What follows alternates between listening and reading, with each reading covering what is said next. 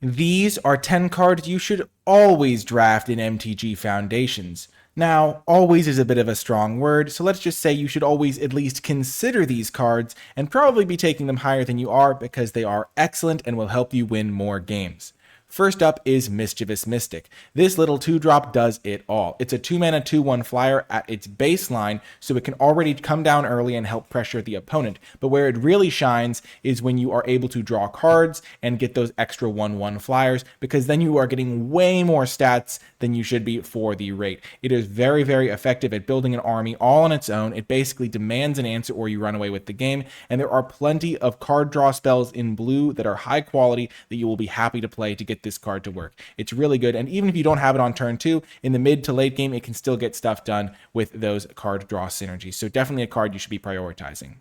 Next is Stab, a very simple early game removal spell for black that is essential in this format for the decks that are trying to go long, for the decks that are trying to interact early, which hint is pretty much every deck, and overall it just maintains versatility and usefulness throughout the game because of the fact that it shrinks the creature, which means it also has the ability to be used as a combat trick of sorts. So Stab does everything you want to do for 1 mana, and you should definitely be taking this card very highly, and if you see this after the first couple of picks, it's definitely one of those cards that can be a signal that black is open and you should move in a really high quality removal spell. Next is Feybloom Trick, a really, really powerful 3-drop. You're going to be hearing the phrase really, really powerful a lot in this video. Feybloom Trick is no exception. For 3 mana, you get 2 1/1 flyers, which can be used for chump blocking, or just to pressure your opponents, or to trade with their X1 creatures. All of those things are great. And you can also tap one of your opponent's creatures, which means that you can use this in racing situations to a very powerful effect, where your opponent is getting ready to crack back with their big creature and hit you in a race, and you just get to tap that creature down. Or aggressively, you can tap down their blocker and get in a big hit. Overall, Feybloom Trick just does everything you want. It checks every box, and it is excellent.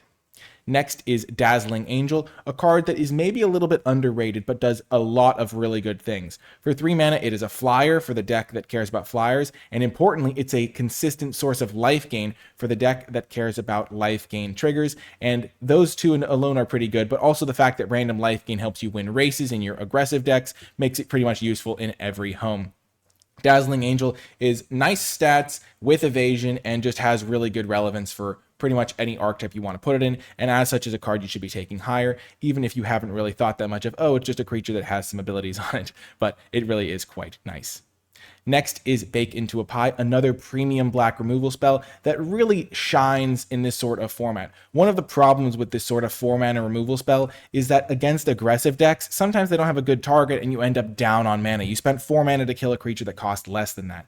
But Bake Into a Pie is still good in that situation because it gets you a food token, which is especially good in the situations where having a 4-mana removal spell might be bad. Because against a fast deck, the fact that you can gain 3 life to help you stabilize is going to be essential to helping you turn the corner and win those games. Whereas normally, you maybe are a little bit unhappy to spend 4 mana to kill something. Bake Into a Pie, the life gain rebate, really helps you in those situations. And then, of course, in the late game decks where you just care about answering their big threats, Bake Into a Pie can achieve that excellently.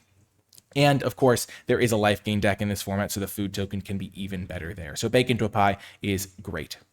Next is Cat Collector, a card for this life gain deck that we have been discussing. It comes into play, makes a food token, and then when you gain life for the first time each of your turns, you can create a 1/1 cat creature. So you can just create an army of cats. It even spots you a food, so you can make the first cat with that food when you sacrifice it. If you have a lifelink creature or something like the Dazzling Angel in play already, you can get the cat right away. And overall, Cat Collector demands an answer, builds you up an army by itself pretty much, and with just a little bit of synergy really goes a long way. Also, don't sleep on the fact that the food token does gain you that 3 life, so as we already discussed, against aggressive decks, having a creature that can come down, block and trade, or something of that nature, and then gain you some life to help you stabilize is just fantastic. So this is a really good addition to your decks.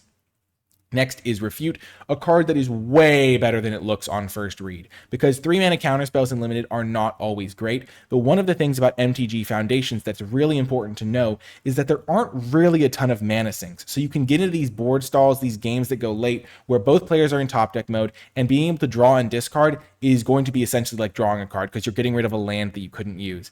And if you think about Refute as sometimes just being 3 mana, counter a spell, draw a card, then all of a sudden it gets really, really appealing, because then it's not only an answer, but also a way that digs you towards to your cards that you're going to need to win the game. A card that gets you almost implicit card advantage by being able to loot something away. So think of just about looting cards in general a little bit higher in this format, cards that draw and discard, but Refute just needing a little bit of an extra push, because the 3 mana counterspell has historically been a pretty medium card, and Refute has played out excellently. It has been a card that I've actively wanted and a card that I am prioritizing, and I think you should be doing the same, because it is really much better than this sort of card has been in the past, and an actively good card for your decks. Next is Vampire Gourmand, another card that is really a little bit sneaky in how good it can be. Because when you have your 2-drop, you don't normally associate it with sacrificing your other creatures to just push through some damage. But Vampire Gourmand plays really well when you have creatures that want to be sacrificed, like creatures that have death triggers or come with multiple bodies attached or things like that. Or if you have some tokens around, Vampire Gourmand can help you turn those into cards and some damage. And overall, having like a free sacrifice outlet of sorts is just really versatile, all while you're chipping in some damage, and all while being a nice little 2 mana 2/2 that can still attack and block in the early turns and do all of that. If you put an equipment on this, all of a sudden the unblockable part can become more relevant, or if you get +1/+1 counters on it, or any of those things. And also sometimes you just end up with like creatures that are irrelevant, like you have a random 1/1 creature that cantripped or made your opponent discard a card when it came into play, and you can just sacrifice those creatures to get extra cards and keep the gas flowing in your deck. So Vampire Gourmand definitely can perform. Next is Burst Lightning. This is the premier removal spell in red.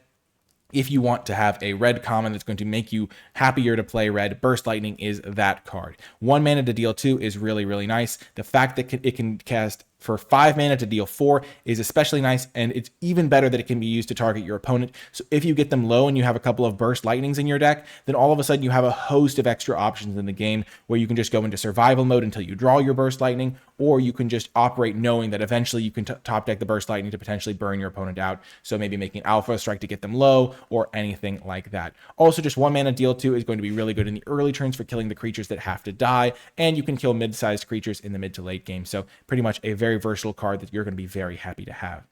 And then the final card is Dreadwing Scavenger. 3 mana for a 2/2 flyer is a little bit understated, but as we already discussed, looting is really good in this format. Draw a card and discard a card when it enters or attacks means that you're going to be able to churn through your deck, get rid of those lands that you no longer need, and win the mid to late game battles, which is just what you want. And the fact that it can turn into a 3/3 flyer with Death Touch once you have Threshold, and it helps you enable Threshold, is really, really nice. So Dreadwing Scavenger is one of the best reasons to play a blue-black deck. It is excellent in the blue-black deck, and if you end up in that archetype, you should take this card very, very highly, and you should oftentimes take this card to draw you into blue-black if maybe you start with a couple of black cards, maybe the removal spells we highlighted earlier, or something like that. Dreadwing Scavenger can be a great reason to play blue-black, because it'll help you win those mid to late games where lands are dead cards, and the Dreadwing Scavenger helps you find more action to win the game. That's going to do it for this video. If you made it to the end, leave hashtag 10 wins in the comments, because these cards will help you get more wins, and they're all winners themselves. I hope you enjoyed the video, and I'll talk to you next time.